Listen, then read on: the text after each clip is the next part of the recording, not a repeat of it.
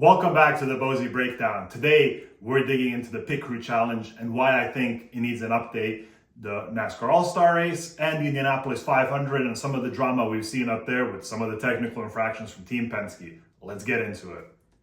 I had an opportunity to go to North Wilkesboro this weekend, see some of the action. I really enjoyed the All-Star Race. I thought it provided for great action, and I thought that the promoter's caution, while some may have been against it, I think it brought a fun element to the race and made us see some diverging strategies there with Joey Logano on old tires versus Christopher Bell on new tires. And the battle was very, very fun. I wanted to watch it from the onboard of the 20, and it looked really, really cool just to see them trying to go back and forth. Obviously, as we've seen in a lot of other short tracks, there was a dominant lane, but overall, I thought that the All-Star Race was a great event. I think that there's been some discussion about North Wilkesboro becoming a points race, and I would tend to agree. I see an opportunity here to possibly swap Charlotte and North Wilkesboro, maybe put North Wilkesboro in the position of where the Charlotte Roval is and take the All-Star Race back to Charlotte. That's a swap between two SMI tracks that I think would be reasonable. I think a lot of people would prefer to see another oval race at Charlotte versus the Roval, even though the Roval has been fun to an extent, but the oval races so well with the Gen 7 car that I think many people would be fans. In addition to moving the All-Star Race back to Charlotte, I believe that the Pit Crew Challenge could get a benefit there and some updates. So that's one of the things that I watched and I absolutely enjoyed because Pit Crew members are being highlighted. That's been a huge goal of mine with the content I do on this platform, plus in my writing and in many other platforms, is to highlight Pit Crew members and the skills involved with the NASCAR pit stop, because I believe that it is incredibly unique and requires a set of challenges that really no other racing series in the world requires. My background as a Pit Crew member in IMSA and as a mechanic for a few NASCAR races allows me to see all of this stuff up close. I've also monitored IndyCar pit stops, written about those, and Formula One pit stops. So every type of pit stop is unique, but a NASCAR Cup pit stop is what I consider to be the top level of elite athletes doing pit stops. The Pit Crew Challenge was similar to last year, with drivers taking off, then coming onto the track. There were some timing lines on pit lane, and as the driver crossed the timing line, the clock would start, the pit crew would do a pit stop, and then the driver would depart. The time between the two lines is where the pit crews were judged on for how fast their pit stop was. That is a decent system, but in my opinion, I believe that it puts too much of the driver in the equation of the pit stop itself. So it's not really just judging the best pit crew, it's judging which driver can enter the box the best, who has the best lines back and forth, and the pit stop itself. Obviously, the timing of the pit stop is going to make a huge component of this, but as we saw with the finish of the Pit Crew Challenge, both really mattered. So the number 71 pit crew of Michael McDowell won the Pit Crew Challenge, and that number 71 pit crew winning the Pit Crew Challenge was a big surprise because they are a development pit crew at Hendrick that is leased out to the 71 at Spire Motorsports. These guys are all very, very new. Prior to this year, most of them did not have a full season pit crew deal. They were development Hendrick guys that would get leased out whenever there was an opportunity. Just about all of them spent time on the number 44 part-time entry that ran a few races last year, but outside of that, they might have done some Xfinity races or truck races. So this year is their really first full-time consistent Cup experience, which is what made their win incredibly impressive. That also means that not a lot of people know about him. So on that pit crew, you got Max Marsh, you got Ty Book, you got Dax Hollyfield, you have Luke Bussell, and then you have Brendan Chapman. Brendan is really the oldest one on that crew because he's 27, so he's still fairly young, but all the rest of the crew members are between 23 and 25 years old. So these are athletes that are just out of college, that have just started in the NASCAR scene, and they're obviously making a splash. Most of them played football, and a couple of them actually studied similar fields where they studied nutrition and exercise science. but 2 of them are from Virginia Tech. We got one from University of Tennessee. We got one from Kansas State University, and one from Wake Forest. So there's a lot of different and varying backgrounds. But the really impressive part for me was that these guys are really in their first full season as a NASCAR Cup pit crew, and they're putting down numbers that are competitive with the rest of the field. So they absolutely need to have appreciation shown towards them for what they were able to accomplish. And obviously, Michael McDowell needs to get some credit here because he took advantage of the timing lines as they were set and brought these pit crew members a car that they could pick quickly and create a quick crossover. One other thing that I noticed is with this pit stop and this pit crew, they have a unique approach to the pit stop that's now really a blend of all the best pit stop techniques that we've seen recently. So if you watch the pit stop, you'll see Dax, who's on the jack, do a crossover that's not your typical Hendrick crossover that I would say, because that crossover, which was invented by Eric Ludwig at Hendrick a few years ago, requires the jackman to lean back with the right hand, grab the jack, but the crossover that Dax was doing was the one that was invented at 2311 Racing over the offseason, where he grabs the jack with his left hand and throws it to his right hand behind his back and runs across the car. So what we're seeing here is a young pit crew that's taking the best of the training that you see at Hendrick and the best of the training that you see at 2311 and eventually Joe Gibbs Racing and Legacy Motor Club, and now implementing all that to be really, really fast. So the first thing I want to say is that I was incredibly impressed by what those guys were able to do and how fast they were able to do it. My reservation with the Pit Crew Challenge comes from the fact that Michael McDowell played a role in that time. So because the Pit Crew Challenge times it between the lines, there is impact from where the timing lines are located and how the driver enters and exits. And a driver that does anything better on the entry or exit out of the pit stop could impact the pit stop time by a few tenths, which is huge when it comes to Cup Series pit stops. What we saw here is that the number 71 crew, based on the timing I've seen, was probably the 6th or 7th fastest on the actual pit stop itself. So the way I time pit stops and the way most pit coaches time pit stops is from when the jack goes up on the right side to when the jack drops on the left side. With that being timed, what I found is that the number 19 crew was the fastest overall. They're a Joe Gibbs Racing crew for Chase Briscoe, followed by the number 2 crew of Austin Cindric at Team Penske, and then the number 20 crew at Joe Gibbs Racing of Christopher Bell, who were the defending Pit Crew Challenge champions and the All-Star Race winners because of a blazing fast pit stop that I tweeted about the other day that happened during the All-Star Race, where Jackman Darrell Edwards had just an incredible transition across the hood. And because they had the roof camera, it was really the first great opportunity to see the most advanced version of that 2311 jack transition when he runs across the car, handing the jack behind the back, and you can see the exact moment on the front left corner of the car when he twists the jack and the handle locks so he can go right up to bringing the car up. So what we have here is the fastest pit crew didn't win the Pit Crew Challenge because the driver had so much involvement.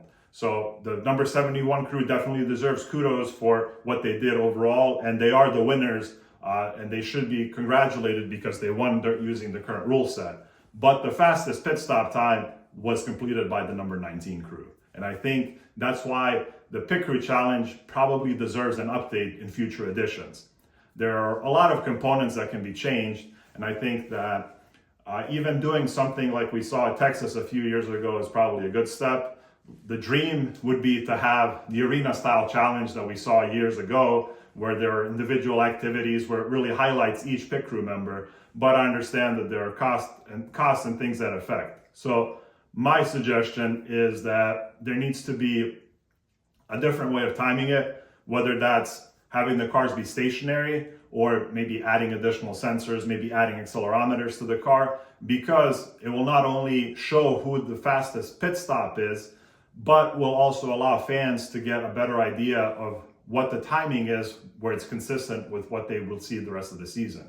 because the pit crew challenge counts pit stops from timing line to timing line. We're seeing pit stops, in the 12, 13 second range because you have this wide range of space, when the actual pit stop tire change portion is happening in 8 or 9 seconds. If the cars had accelerometers where they could react to the car being jacked up and the car being dropped, I believe that would provide more accurate timing, or possibly use camera-based recognition where there are cameras above the stalls that the cars are competing in, identifying when the car goes up and down to create times. I think all of that would be a benefit and would really show who the fastest crew is on the pit stop portion of the challenge.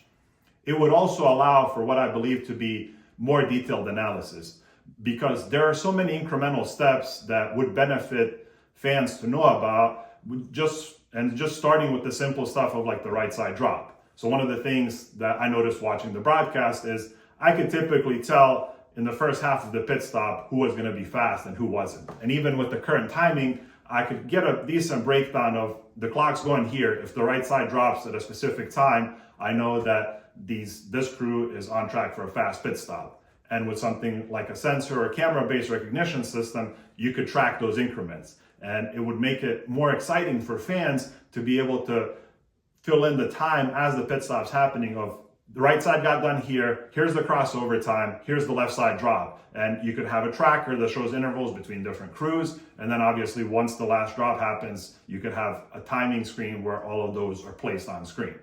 And that brings me to my one big criticism of the broadcast is there was a lot of confusion. Because the pit crew challenge was part of qualifying, on the left side of the screen, we saw these overall qualifying times, but we only saw the pit stop times while the stop was happening, and then occasionally an update would flash on the screen with a few there. I believe that in the future, if the pit crew challenge is part of qualifying, there should really be two tickers, where there's one ticker that's showing qualifying position and another ticker that's showing the pit stop timing position. That will make it easier for fans to understand and answer a lot of the questions that I got on Friday that I wasn't able to answer because I didn't have that data either. So there is a lot that I believe that can be done from timing, but also to highlighting the pit crew members. I noticed during the broadcast that there were obviously some kind of empty spots in time between cars, and I believe that that's a great opportunity to highlight these crew members instead of just listing their names in the bottom right corner. Maybe go to the teams and get headshots of every crew member. And as the car is ramping up to head to pit lane, you could have the headshots of all 5 crew members with their name, hometown, college, or whatever relevant information there might be, previous wins, previous championships, anything else that could be there that could go leading up to the pit stop. This will allow visibility in who the crew members are because everybody's going to be in safety gear and a helmet, so they're not recognizable as the pit stop is going. But if you throw their photos on screen as the car is rolling on track, getting ready to head to pit lane, that provides for some recognition of the pit crew members. With all that said, I still think that it was really cool to have the pit crew challenge. I think that it's something really awesome that NASCAR does that I wish even other series would do. Selfishly, because I am an IMSA pit crew member, that would be something that I would love to see in IMSA one day. We've done some one-on-one things for promotional events or before races, and it was always really fun. And I think it really brings more competition to the series, and it brings more camaraderie because there's so much excitement. If you watch the time before the pit crew challenge on Friday, you'll see all the pit crew members congregating and chatting, and there's stuff being thrown back and forth, and it's just very, very fun. And I've had the opportunity to be in those crowds, and it's just an enjoyable environment that I believe just ramps up involvement for everybody. And I think that having the pit crew challenge on pit lane with the crowd behind the fence for the race is also something that could potentially change in the future, that I would like to see change, is to bring stands or some kind of temporary structure around pit lane, whether you're putting fans directly on pit lane for stationary cars or putting them behind the pit wall. But I believe that having a crowd within feet of where the pit stops are happening would elevate the excitement, and it would also create a better TV product. So that's why I think that whether it's doing stationary cars or maybe doing something like you see in IndyCar that's going to happen later this week in Indianapolis, where you have 2 cars side by side and then crowds on each side, and you have the pit stop happening and then the drivers take off to go to a line. I think even that style of pit stop would generate more excitement and be more enjoyable for everybody involved. So really cool to see the pit crew challenge once again. Hopefully in the future, maybe we'll see some elevation there, whether, we get to the kind of pie in the sky dream of doing it in an arena again, or maybe something like doing some of these head-to-head, side-to-side challenges, or maybe even stationary challenges with more data. I would be down for all of it, and would love to have more conversations about this, and hopefully some of the stakeholders will listen to some of these ideas and try to elevate it even further. As we get into Indianapolis, the first thing we have to dig into is obviously the Team Penske cars of Will Power and Joseph Newgarden, losing their Fast 12 spots, being sent to the back of the field now, starting 32nd and 33rd in Indy 500 due to modified rear attenuators. I am writing a story right now for motorsport.com that will likely be up, that you guys can go find there once this podcast is out, that digs into the detail of these rear attenuators, the history of them, what's happened at Team Penske, and how everything has transpired over the last year and a half or so. What I was able to find out is that in 2023, IndyCar released a new rear attenuator design. So what that piece is a piece that sticks out from the back of the car that basically absorbs energy when the car crashes. So if a driver backs it into the wall, this attenuator is a crush structure to prevent the impact from transferring to the driver in the seat to reduce the G-forces that they feel. Dallara and IndyCar have worked together to improve this part. In 2023, they released a new part. They released some updates. And then early 2024, Dallara released a bulletin that to make this attenuator stronger, they were going to glue on these carbon fiber plates to the sides. And this is where this drama with Team Penske starts. Once those carbon fiber plates were added, they were glued on, from what I understand, with a specific bright blue Loctite glue. And when Team Penske received the first batch of these modified attenuators, somebody there in leadership didn't like the appearance of this bright blue glue. So they requested for some of their technicians to clean up the glue and cover it up with some sort of black substance, some epoxy or Bond or similar. And eventually in 2024, they started using this on all of their cars. In my research, I was able to discover that the pole-winning photos of Scott McLaughlin at the 2024 Indy 500 show this blended modified line on the rear attenuator. And I've been able to pull up images of this blended modified rear attenuator at other tracks. I looked at, I believe it was a crash at Road America for one of the Penske cars. It showed the same attenuator. So they've been in use for quite a while. But it wasn't until this week at Indy 500 qualifications, when they were getting ready to do the Fast 12, that it was brought up, and IndyCar Technical pulled the cars aside.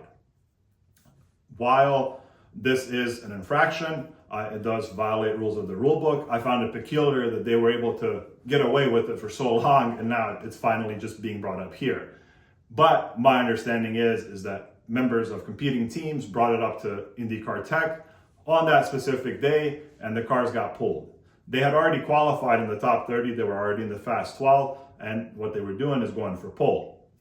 Once the cars got pulled, they were sent to the back of the Fast 12, which is part of the rule book and something that they had a mechanism for. But the next day, they were actually pulled out of the Fast 12 and placed 32nd and 33rd, which is outside of the mechanisms of the rule book, and what I found to be a bit odd. So the rule book states that once day one of qualification is done, the first 30 and the first 12 are locked in. And the second day just makes the change of who's going to be what position in the top 12. So the Fast 12 was already set, just not the specific order, and the worst penalty that they should have received is to be 11th and 12th. But what I believe happened here is that the Penske organization, owning all these entities, likely didn't want to show any favoritism, so they really threw the book at them. But I think what this is really is a failure of the body inspection processes for something that I've learned was really just aesthetic. So I've talked to a bunch of people in IndyCar that work in various roles, engineers, body fit people, even drivers, and from what I understand, there is not any significant airflow along the sides of these rear attenuators that smoothing them out would cause a significant difference in performance at the speedway. From talking with some insiders at Penske, this appears to be a choice by some of the leadership to change the aesthetics of the piece. because they didn't like that bright blue glue showing, they instructed some technicians to change a few pieces and eventually just started running it at all the tracks. As we've seen, as you'll see on my motorsport.com story, I have photos from the Indianapolis 500 last year. I have photos linked from Road America. So, and the fact that there are photos from Road America showing the same modified attenuators also helps me to confirm that this wasn't a drag advantage on big ovals, because they wouldn't have ran it at Road America if it was an oval specific part. So here, there are two things that I can say. IndyCar missed this for a long time, but in the end, this was still a Team Penske issue, because there is a list of parts in the IndyCar rulebook that says you can blend these things, you can modify them, and that rear attenuator isn't in there. So they should have been penalized for that, but I believe that the penalty went too far. The mechanism should have been, you get sent to the back of the Fast 12, and really they should have been caught over a year ago if this was the wrong part. I go into a lot of detail on this in my motorsport.com article, but I believe that NASCAR does it the right way when it comes to this stuff. They have a portal where teams can apply to, if they want to change some part, fix it, repair it, whatever it is. And I think this is what Penske should have done. Even without the existence of such a portal, Penske should have gone to IndyCar and said, hey, we don't like how this looks. Are you guys okay with this? They didn't do that. So the fault in the end obviously lies with Penske, but I believe that there are opportunities here to upgrade the IndyCar technical process, because this being missed for over a year just seems very odd to me, considering my experiences in technical inspections in other series. But it's also something that I think is part of just how the technical inspection is completed. So in NASCAR, they have the Hawkeye optical scanning station, and the entire body is scanned down to the hundredths of an inch. So if there's a little tweak anywhere, it gets caught quickly. In IMSA, the GTP cars are scanned with a 3D scanner, and it's a similar thing. If there's body variances, it gets caught quickly. In IndyCar, from what I understand, most of the body work is just visual inspection. And that, combined with technicians that possibly just inspect certain portions of the car, may allow things like this to be missed. So it might be something for IndyCar to consider in the future, but right now, my belief is that what Penske did not give them a performance advantage, but they did deserve to be penalized for modifying a spec part, but maybe not to the extent that they've been penalized here. The optimal situation would have been to catch this long ago, or possibly to catch it in one of the technical inspection sessions that happened earlier this week in Indianapolis, and it's unfortunate that it happened during that specific time where they really had no choice. But to do something about it. I also believe that Penske took the wrong approach by trying to return the parts to their original condition, because from the videos I saw, they were trying to grind off some of that black compound that they put on there. I believe that just made the situation worse, because that really, in my opinion, kind of makes you look guilty. If I was approached with such a situation, I would just say, hey, these are the parts we have. If we have spares, can we swap to the spare instead of trying to clean this up? There was also a question of, if two of the Penske cars got penalized, why the third one didn't get penalized. And I've seen photos of the original rear attenuator on Scott McLaughlin's car before the incident, and I can confirm that it's unmodified. And I can also confirm the chain of events that led to that having an unmodified attenuator, because as I learned, McLaughlin has the latest variant of the attenuator from Dallara, which the Penske leadership was happy with, because the newer variants appear to be glued better according to the people I talked to, so they didn't look as messy. So whoever in leadership decided to patch up these other ones decided that these new ones no longer needed it. So the Newgarden car, the Power car, had attenuators that had been used in the past that had been cleaned up and recoated, as a lot of teams do, because the attenuators don't really mileage out unless they're involved in an impact. There's no reason to swap out such an expensive part and not reuse it if there is no damage to it. But the build for McLaughlin's car used one of the newer attenuators, which is why he wasn't involved in any of this and why he wasn't penalized. And IndyCar, from my understanding, has the attenuators from all three cars, and I've seen photos of all three of them from various sources, and I can confirm this fact, and I can also see why the one on McLaughlin's car they would want to modify, because it looks pretty flush and clean versus some of the older ones that I've seen, earlier variants.